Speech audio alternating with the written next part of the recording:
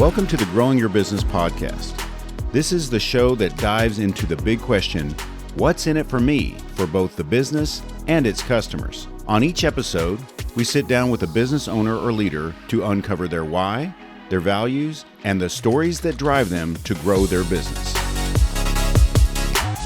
Welcome to the Growing Your Business podcast. I'm here in the studio with my guest, Abigail Rippee, with The Table. Yes. Abigail, how are you? I'm great. How are you doing? Very good. Glad to Good. have you here. Thank I want to you. know about The Table. What is The Table and All what right. sets your business apart from others like yours? Yeah, absolutely. So The Table is a boutique meeting and event space in Adriatica. So we have 6 different meeting rooms ranging in sizes from your traditional boardroom to some flexible, smaller meeting training rooms. And then we have a nice space in the middle for some more intimate gatherings and things like that, baby showers, bridal luncheons, all those kinds of things.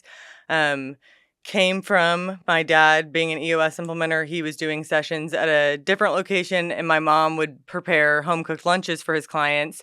And from there, they kind of wanted to have their own space to do that. My parents have always loved hospitality, having people over, hosting everybody. And I think when they became empty nesters, they were like, what's another way to do this? So The Table was born. They brought me on to focus on that side of the business. And what sets us apart is that Southern hospitality. We have a personal touch with each of our guests.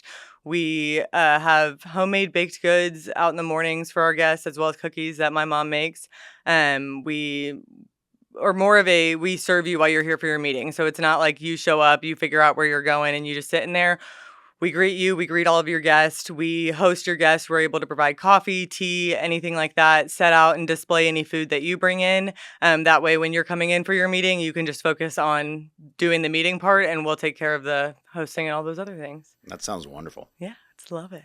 Who's your ideal? Now, again, you have different amenities. So For I'd say, sure. Who's your average customer? I would say our average client is somebody, whether or not they have their own office space, that prioritizes those team meetings, whether it's once a quarter, once a month, whatever that is, and they want to get offsite, get all together on the same page, not in your traditional office. I think when you're at your regular office that you're at Monday through Friday, 9 to 5, things come up, you have fires to put out, people need you. But going offsite and being able to kind of connect with whether it's your leadership team, your department's team, and just focus and kind of come together in that way.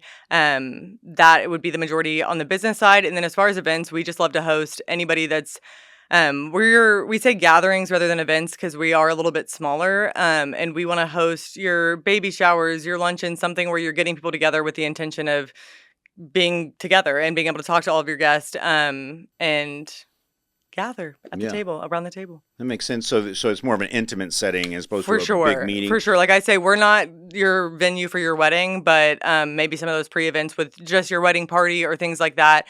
Definitely a more intimate space than anything like a big warehouse kind of venue style, for sure. So talk to me about the different room sizes and like capacity. Yeah. You're saying like the smallest would have how many people and biggest? So our smallest room is our Farkle room. We have 2 kind of like comfortable chairs in there as well as a little bench seating. So we can fit 3 to 4 people up in there, and it's a little bit more of a comfortable room.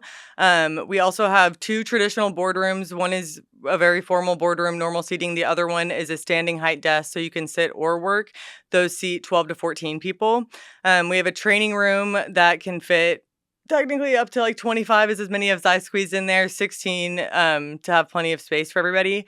And then our other rooms hold 6 to 7 people. So we range from anywhere from 3 people up to 25. And then for events, we can get anywhere from like 50 to 100 people in there. And how long have y'all been in business? Just a little bit over a year. So they opened January of 2023. So over a year, and I joined them June of last year. So I've been with them for about a year, and we've been open about a year and a half. Okay. You've had a lot of people come and go in that time that you've been there, I'm sure. Tell me about someone who has come through and they had a challenge. They needed to have an event. How have you helped people? I think a couple in that realm, but my favorite to do is nonprofits that need a space like that to get together. They struggle sometimes to find spaces, just affordability, needing to be able to pay for a space like that. But a lot of times they still want to treat their team to that kind of more luxurious experience. So I love to work with nonprofits. We do discounts specifically for nonprofits to enable them to have that service. a lot of them are doing so many great things in our community, and we want to be able to give them the same kind of day of separation and getting on the same page for their team. So that's fun. We worked with one organization in particular called Dolls, which are a group of ladies that ministers onto college campuses, and they came in and it was just lovely having them. They were so appreciative of like the tiny little things that I just don't even think about doing in my day job, and kind of getting that feedback and hearing them be so thankful to have somebody like waiting on them like that. That's like what I love about hospitality and doing my job. I love to just welcome people and make them feel special, hosted, appreciated in that day. And so that was a very fun group to happen for sure. And being a venue space, an event and gathering space, your hours must range a little bit. Yeah, so that has been definitely part of the trial and error that we figured out, being that we are family owned and operated. I am the staff, so I'm saleswoman, janitor, hosting all of the events. So Monday through Friday, 8 to 5, we're always open for your meetings and things like that. And then events is whenever you want to book them. So typically outside of those hours, we try to keep those outside of those hours so that we can keep meeting rooms open. But we're pretty open. I haven't turned somebody down based on time frame in that regard. Kind of open always in that respect. So weekends are in play. Weekends, evenings. Properly scheduled. Exactly. Anything like that, as long as you give me ample time, communicating ahead of time, and you're aware of the time frame that you need, we're open whenever. So tell me more. I'm intrigued by the cookies and baked goods. Yes. So that is a long tradition of my mom's. For as long as I can remember, she had a bakery out of our home for a long time when I was in elementary school. How my mom loves on people is through her food. It's why she loved to cook for my dad's clients so much and wanted to be able to do it in her own space. So with the cookies, I mean, I grew up, my house was like the cookie house. My friends wanted to come over to our house to try my mom's things. People would always be jealous, and I'm like, I don't get to eat all of them. Like, that's the not so fun part of it. But now she does it here. So she will do, in the morning for our guests, we'll do either a banana bread, black and blueberry bread. She kind of mixes up different kinds of breads like that. And then we always have 2 different cookies of the week that I keep out throughout the week. And it depends on the week what those are going to be. But it's something that she loves to do. And I'm maybe trying a little bit to get up to her level in the cookie department, but not quite. She's impressive, but it's fun. What's the most popular baked good that you put out there? So it's probably the sour cream softies, which have the weirdest name ever, but it was her grandma or her great grandma's recipe. And they were my dad's favorite cookie when they got married, everybody's favorite cookie, all of his friends' favorite cookies. So we brought those, and I was curious how those would do, because I feel like you go for a cookie you recognize. You go for like a chocolate chip or something. But those are always gone every day. Like, I have to replace them every day. They are definitely the most popular. My favorite are the peanut butter chocolate chip, but the sour cream softies take the cake, apparently. Stay with us. The Growing Your Business podcast will return right after this. Ready to amplify your brand's voice? At Blue Mike Studios, we transform your ideas into captivating podcasts and videos. Whether you're launching your own show or guest starring on ours, we've got you covered. From recording and editing to social media promotion. With state-of-the-art 4K video and crystal clear audio, your content will shine. We offer guest packages on our podcasts and offer segments from the show for you to share. Or let us help you build your own branded podcast with custom strategy, branding, and full production support. Visit BlueMikeStudios.com today and let your voice be heard. Please check our show notes for sponsorship links and additional details. Now, back to the Growing Your Business podcast with Buddy Broyles. What's your favorite type of guest to host? Ooh, I love to do events. In May, I did about 5 grad parties, and that was very fun because I haven't been to a high school grad party in a couple of years, so it was very fun. I do a lot of on-site, like helping you set up the event. So one of the parties, we had 5 different girls that had just graduated from schools in McKinney.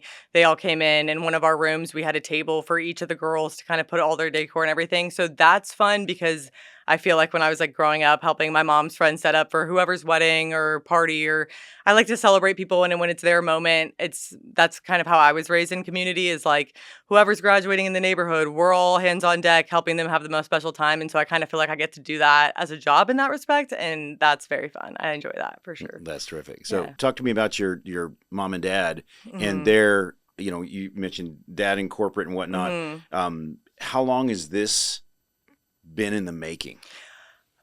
Probably their entire marriage Yeah. in reality. But I think so. The table kind of culminates like their lives together in that way. My dad's professional life and my mom's life as a homemaker and host. And so I think my mom's always wanted something like this, but when it really started to come into effect was probably 3 or 4 years ago.